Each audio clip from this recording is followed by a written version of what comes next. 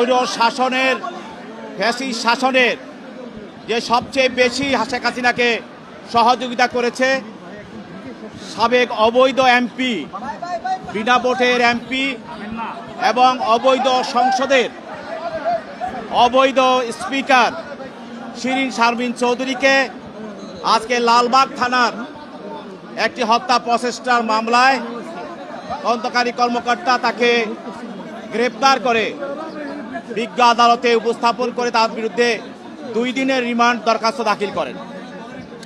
তদন্তকারী কর্মকর্তা আদালতকে বলেন, এই শিরিন শারমিন চৌধুরী ফ্যাসিস্ট হাসিনার একজন অন্যতম সহযোগী।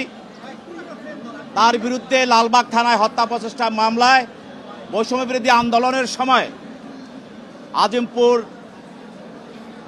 রাস্তায় সেখানে গুলি করে একজন আন্দোলনকারী আশরাফুল তাকে হত্যা করা হয়।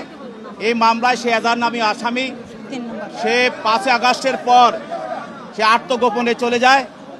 তাকে সেই আত্মগোপন অবস্থা থেকে পুলিশ গ্রেপ্তার করে এবং এই মামলায় যেহেতু সে এজাহার নামী আসামি এবং সে ফ্যাসিস্টের অন্যতম সহযোগী হওয়ার কারণে তাকে স্পিকারের মতো একটা বড় ধরনের পদে তাকে অধিষ্ঠিত করেছিল।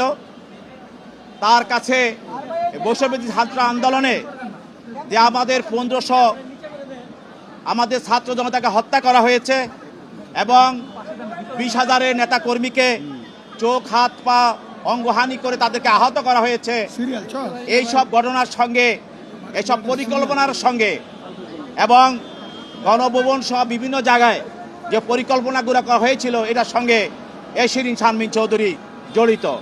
অতএব এই মামলায় তাকে রিমান্ডে দেওয়া হোক, তাকে আমরা তদন্ত করে তাকে আমরা জিজ্ঞাসাবাদ করব এবং বিষয়টা আমরা খতিয়ে নেব।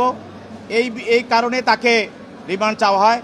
উভয় পক্ষের বক্তব্য শোনার পর বিজ্ঞ আদালত তার রিমান্ড আবেদনটা নামঞ্জুর করেন এবং তাকে রিমান্ডে না দিয়ে এবং তার যে জামিন চাওয়া হয়েছিল তার আইনজীবীরা সেখানে বক্তব্য রাখেন।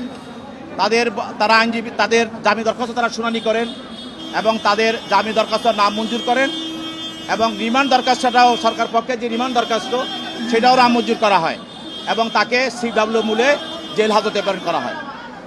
তার বিরুদ্ধে আপনারা বলছেন যে সে জুলাই মামলার অন্যতম কারিগর, তাই তো বলছেন? সে তো একজন স্পিকার, রাষ্ট্রের সর্বোচ্চ পদে ছিল।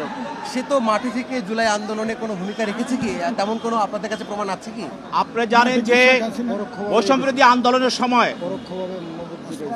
এই ঘটনার সঙ্গে পরিকল্পনাকারী রয়েছে, ষড়যন্ত্রকারী রয়েছে, আর্থিকভাবে সহায়তাকারী রয়েছে এবং যারা প্রত্যক্ষভাবে তারা অংশগ্রহণ করেছে সবাই একই হত্যা, ষড়যন্ত্র, পরিকল্পনা, অর্থ সহায়তা সরাসরি তারা অংশগ্রহণকারী প্রত্যেকেই অভিযোগে অভিযুক্ত।